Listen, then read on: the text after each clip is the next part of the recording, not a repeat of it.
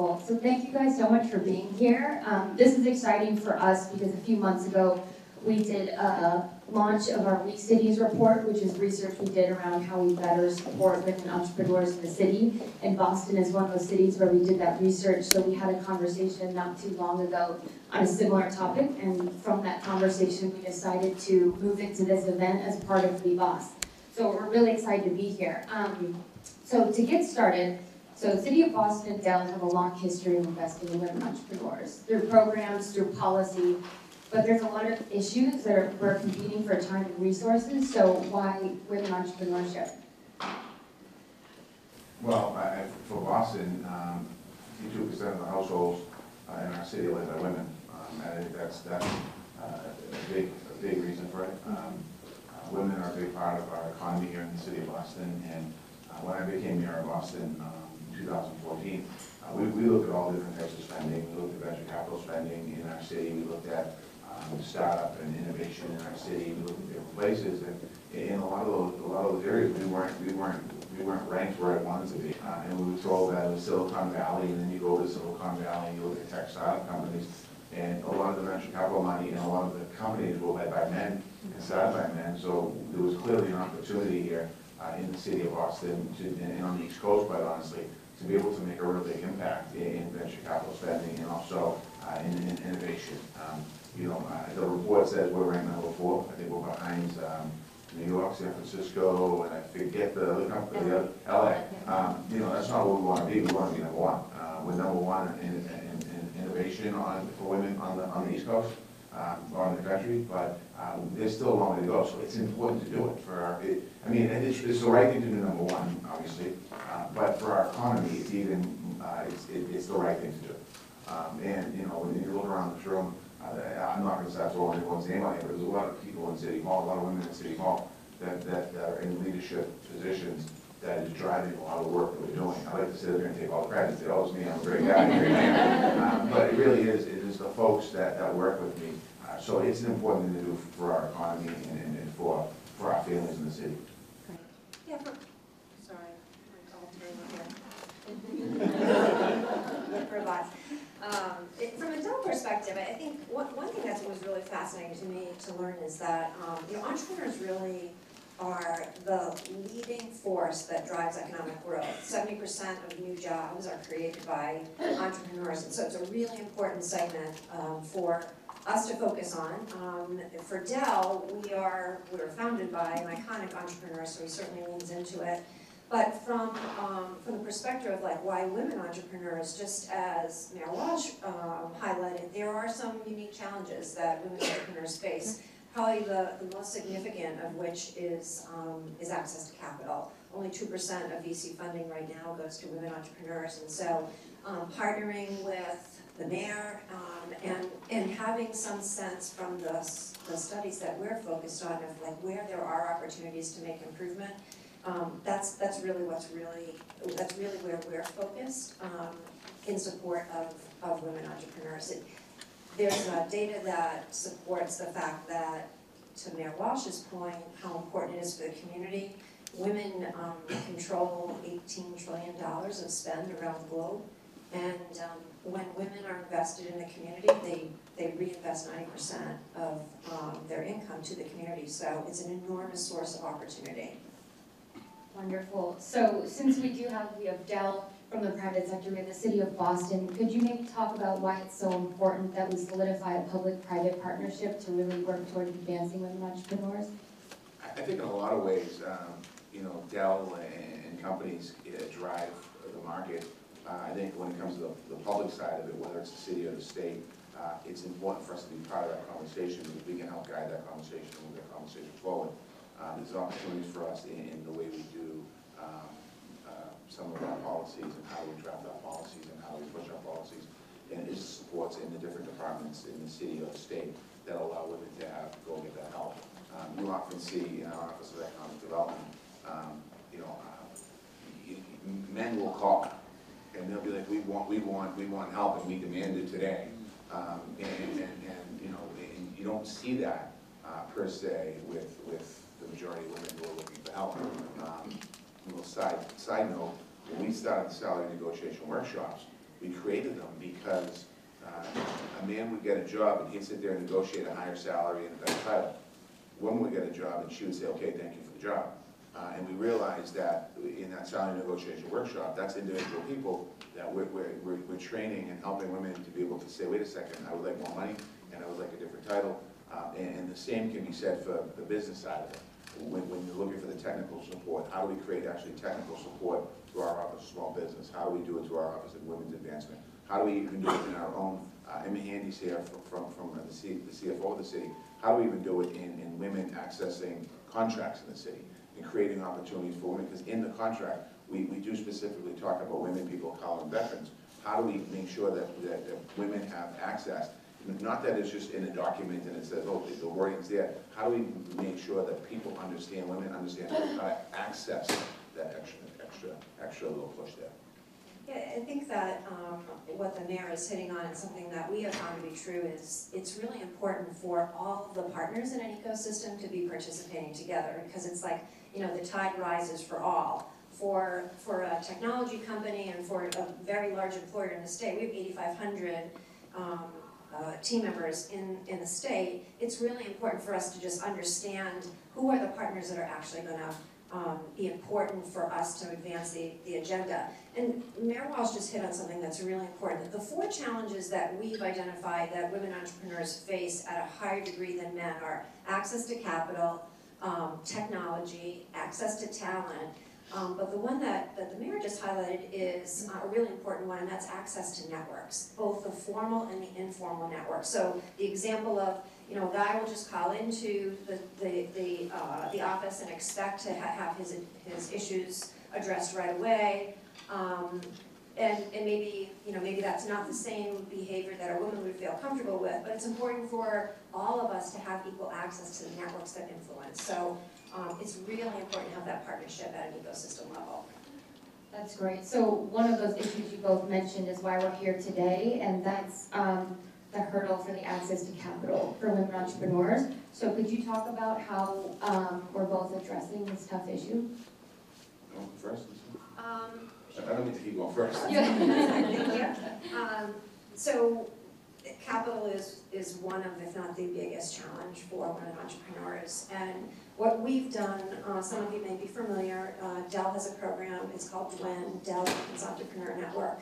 It was started about 10 years ago, and the primary focus for DWEN is to provide educational, network and technology support to women entrepreneurs.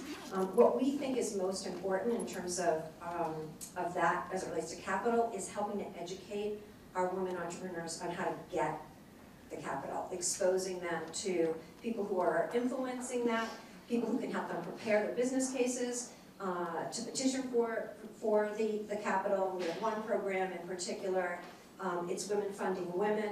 We do that in partnership with Springboard, which you may be familiar with. Springboard is an incubator for women entrepreneurs. And we run seminars around the globe where we put women entrepreneurs in front of investors, and those investors are very focused on providing support to the women in trying to secure that capital. I also, in the city of Boston, we have our Office of Economic Development, and we have different areas.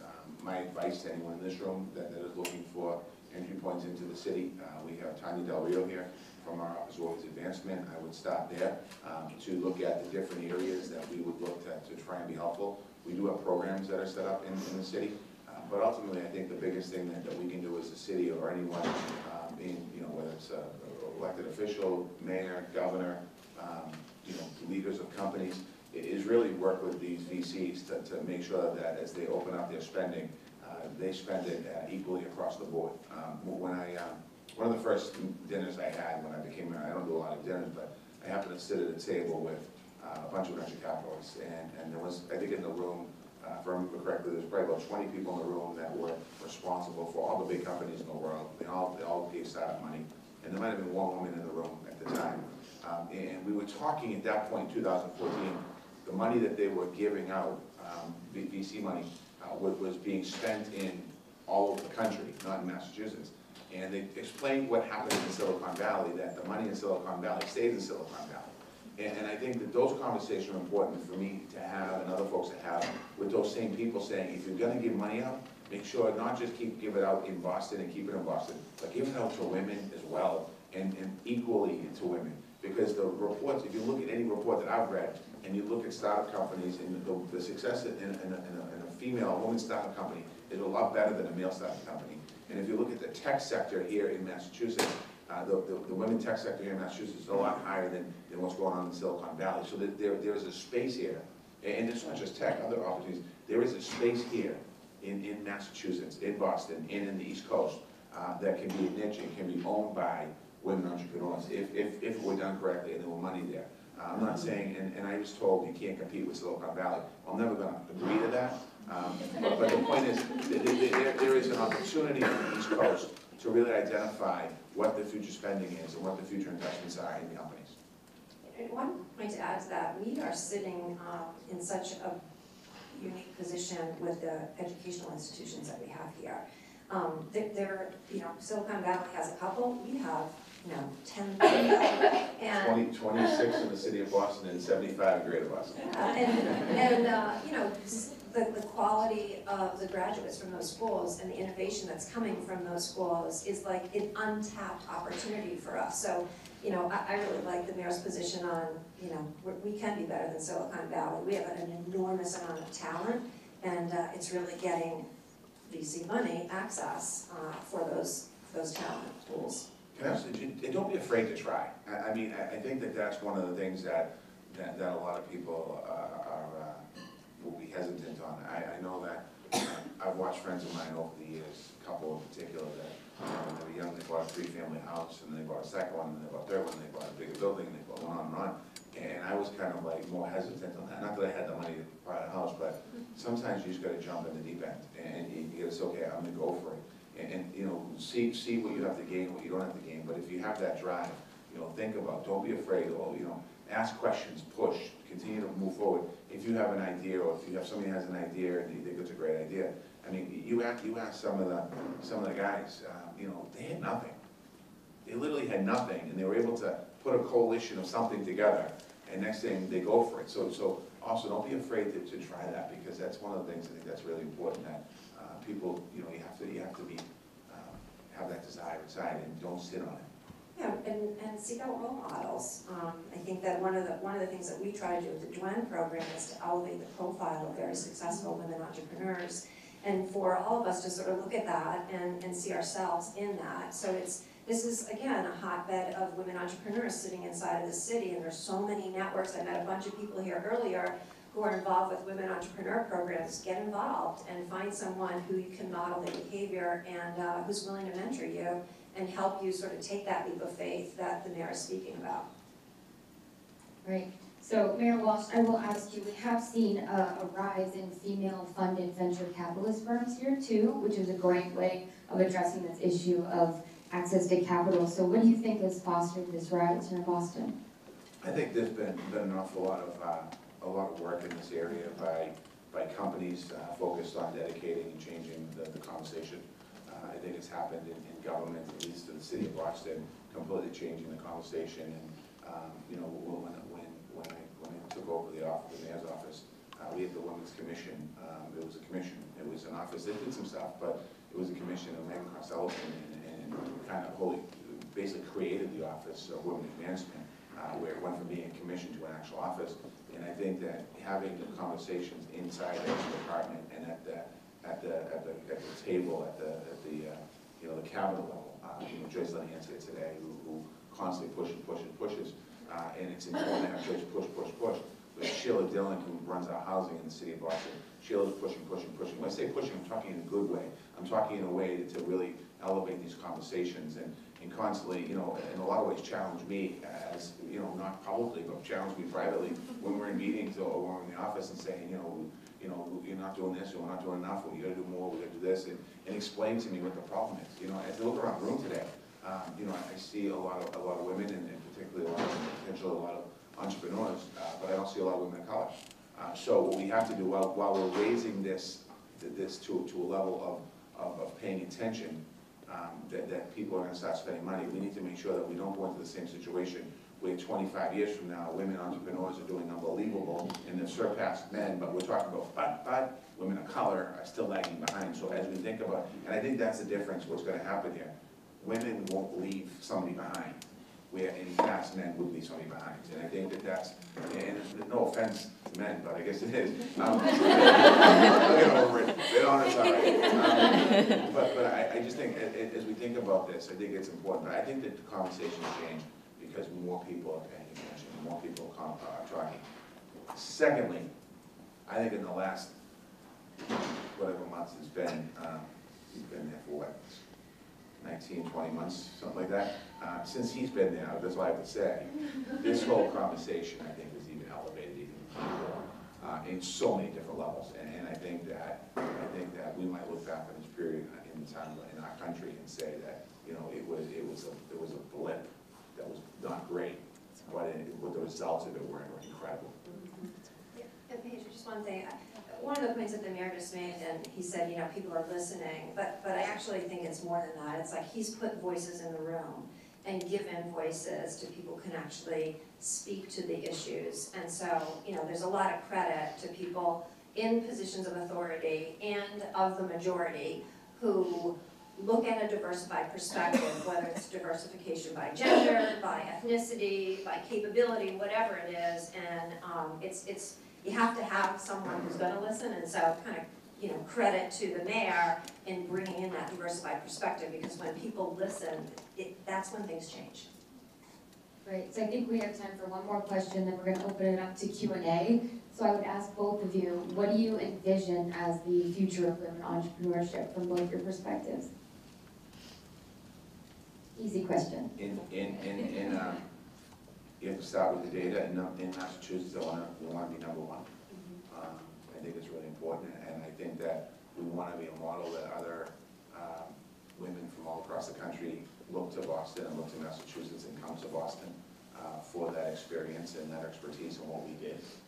In a very short period of time, I think we've made some significant changes in the way that, whether it's salary negotiation workshops or working with over 200 companies and giving us wage data, and looking at wages, or looking at the way that we create economic development office, or the way we look at housing, or the way that we look at infrastructure.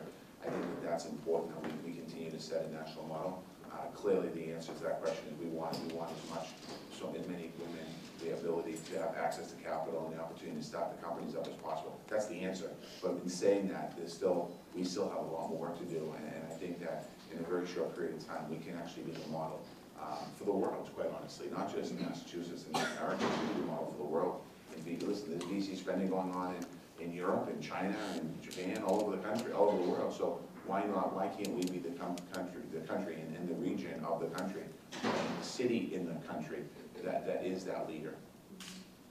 I think I would just add that, you know, 20 years from now, I hope that we're not still having the same conversation.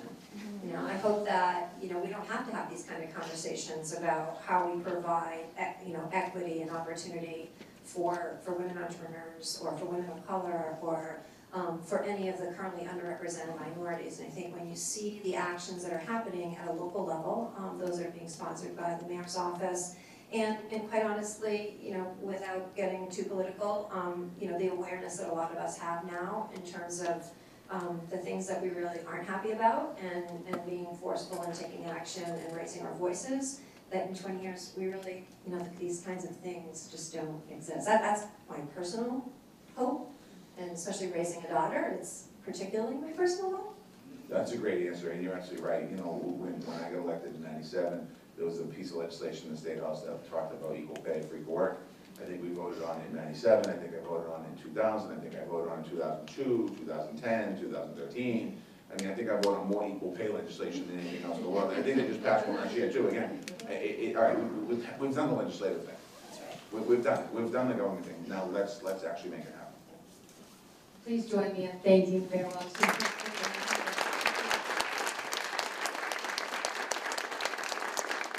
we have time for a couple questions from the audience. Well, first of all, I wanted to thank Mayor Walsh and Dell for putting on this incredible event. We really appreciate it. I'd love to hear your advice for women entrepreneurs who are about to raise their first round of venture capital. Don't be afraid to fail. Don't be afraid to fail. You know, many of the great ideas, some of them never come to fruition. Go out there and be proud, and do the best you can. Talk to a lot of people, ask for advice, get mentors. I think mentors are key, no matter what you do in society. Honestly, just continue to move forward. That's the only advice I can give you. It's not my world, the VC world per se, but I watched, like as I said earlier, when I talked about guys, like they have this attitude that, you know, if they fail, it's like, oh, it's all right, so it was a bump in the road. And I think you have to kind of look that way and continue to move forward. Yeah, I would just say, if you've gotten the money, there's already somebody who believes in you. And so, you know, be unabashedly confident about what you're attempting to do. And there's that visual of the duck that's kind of floating across the water, and everything seems so calm, but underneath, the feet are flapping. Like, how you present yourself externally and what's going on can be two different things, but somebody already believes in you, and just, really harness that confidence and put it to work. Thank you so much.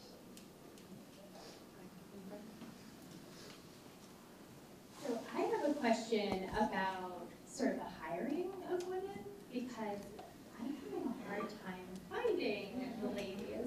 So I was wondering if there was anything that would attract more, because that's a main reason I built my company, is for women. So are there any trends or places to find female workers that I might not be looking at? I think that's a problem for a lot of people right now, with so much employment going on in the city.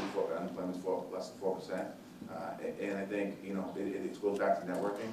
I would recommend to your left, immediate left, is Tanya. And I would say, we're doing the salary negotiation workshops. We're doing conversations. We're in different spaces, in different areas, different networking areas.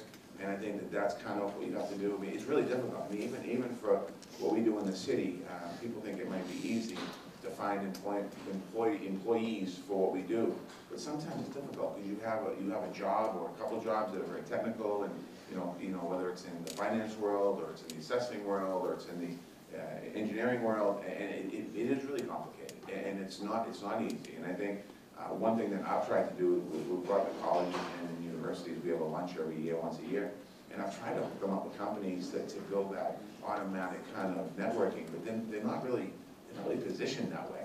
They're not focused on placing people into jobs, even though there's such an opportunity for a college to have, whatever it is, whatever college, team up some companies. You could literally probably you could get your whole graduating class an employer if you did the relationship. They don't do that. That's a great, so two things I would add. One, I would re-emphasize what the mayor said about networking. Look, when I address large groups, especially early career professionals, I ask the people to raise their hand if they secured the opportunity through a friend, a parent, someone they knew, and it's like 75% of the room raises their hand. So the power of the network is enormous. The other thing is university. We just did a program, so we have a very big focus on attracting young professionals of color to Dell. We really want a diversified perspective. We did a program with UMass Boston and with Northeastern, and we went to one of our buildings in Cambridge, and we just invited anybody from the university. We worked through the university relations, and we had probably like 55 on a pouring rain night in November.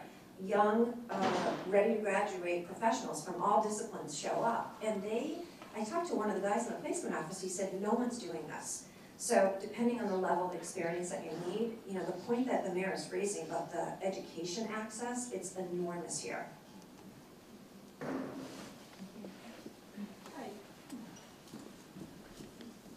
Good morning.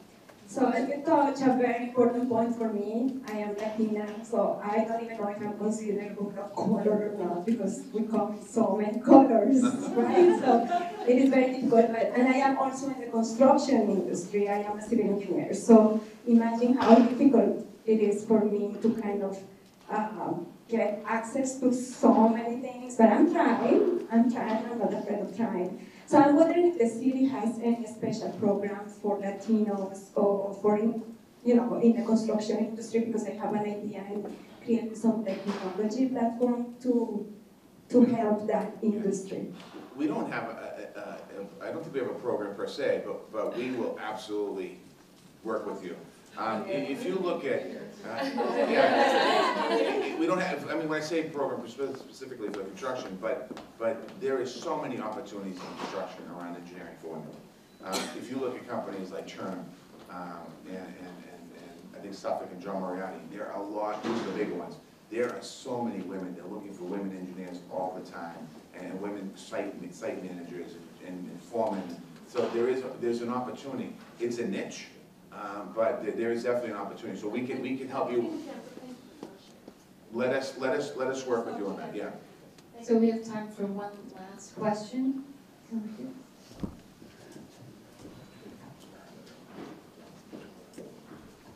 I'm Mayor Walsh. Sarah Fay, I'm a partner with Glasswing Ventures. We focus on investing in AI technology. I'm so proud to be part of the Boston community where so much growth and development is happening, especially in AI. My question is, so if you look at California, they've actually created legislation for women to be represented on boards. And if you look across the financial community, there's actually some economic benefits to investing in women-owned companies and funds. Can you imagine anything at the legislative level that would incent people to do business with women-owned? Absolutely. I mean, I think just the fact that I didn't know that, and I know that I spoke at the Chamber of Commerce, I think 2 years ago, and I challenged the Chamber to get more women and people of color into leadership of companies and on boards and things like that. I think that is something worth certainly exploring. And I think if you have companies that aren't moving quick enough and you follow these legislation, it's going to get their attention. And they go, wait a second, what's going on here? And I think that it's worth, and I don't know, I'm sure we've done an assessment of boards across Massachusetts or Boston. We can't do the whole state, we do Massachusetts, Boston. But we can check our numbers on the boards across Boston and see where we are and see what the representation of women on there are. And if we don't feel that they're getting to the 50% where it should be, we should probably look at doing something like that. Or something like that should be done anyway. 21%. What is it? 21%. 21%. So you get 21% across, that's an average. So some companies doing better, some companies doing worse. So it's certainly worth pursuing and looking at what the legislation looked like. I think we should do that. So I think we had one more. Right behind. You have a question? Yeah. I saw your hand up. All right, Mayor, good to see you again. Jody from the New England Venture Capital Association. I actually was going to be a little bit provocative and address the first question that came up by the woman who said, as a woman, how do I attract venture capital dollars? And I was going to actually put that question to 3 of the VCs that we have in the room today. So Sarah Fay, who just spoke from Glasswing, we have Susan Morris from Big Capital, and we also have Sarah Downey from Accomplice, who, if you want to speak to them later, if anyone wants to answer that now, but there is a formula that I think every venture capital fund applies to deals that they assess, and there are some systemic challenges that a lot of these funds are trying to work around with change, but feel free to talk to them. Thank you again for both being here. Thank you. We can give